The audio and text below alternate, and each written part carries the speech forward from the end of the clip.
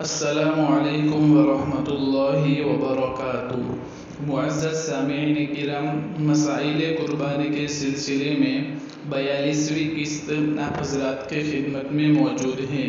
اس قسط میں 2 مسئلوں کے سلسلے میں گفتگو کی جائے گی۔ مسئلہ نمبر 1، قربانی کا جانور خریدنے کے بعد گم ہو جائے تو کیا حکم ہے؟ اسی طرح دوسرا مسئلہ، ایام قربانی گزر جانے کے بعد قربانی کی رقم آئے تو کیا حکم ہے؟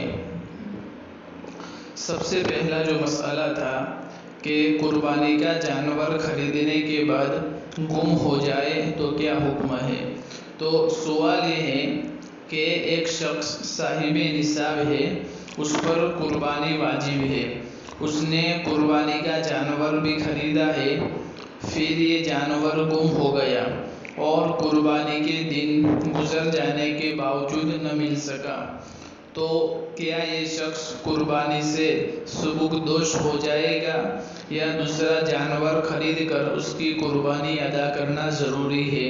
اس کے برخلاف اگر ایک غریب آدمی کا قربانی کی نیت سے خریدا ہوا جانور گم ہو جائے تو اس کے لیے کیا حکم ہے؟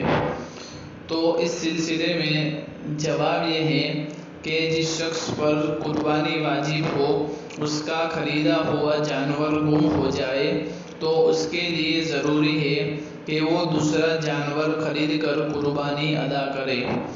اگر قربانی کے ایام ختم ہو گئے ہو تو اسے چاہیے کہ وہ جانور کی قیمت کا صدقہ دے دے، اور اگر کسی شخص پر قربانی واجب نہیں تھی اور اس کا خریدا ہوا جانور گم ہو گیا تو دوسرا خریدنے کی ضرورت نہیں ہے۔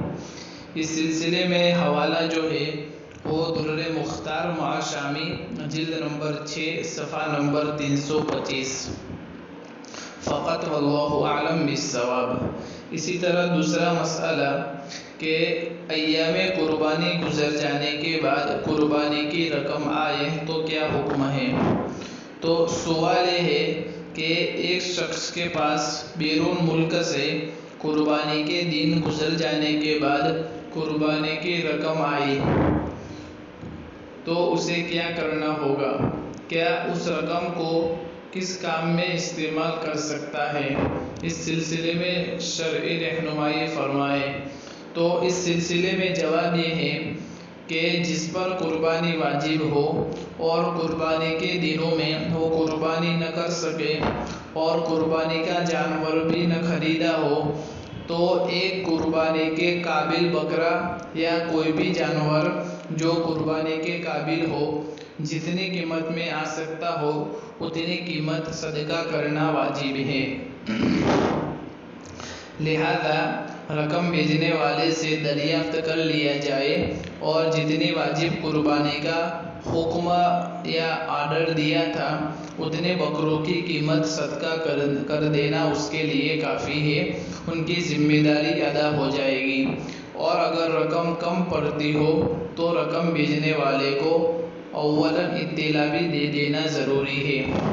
اس سلسلے میں حوالہ فتاوی ہندیہ، جلد نمبر 5، صفحہ نمبر 296، کتاب الاضحیہ، الباب الرابع، فیما یتعلق بالمکان والزمان، مکتبہ دار الفکر بیروت۔ فقط واللہ اعلم بالصواب۔ معزز سامعین کرام، اب یہاں سے اگلی جو قسط آ رہی ہے اس میں قربانی کے موضوع کے ماتحت ایک نیا عنوان شروع ہو رہا ہے۔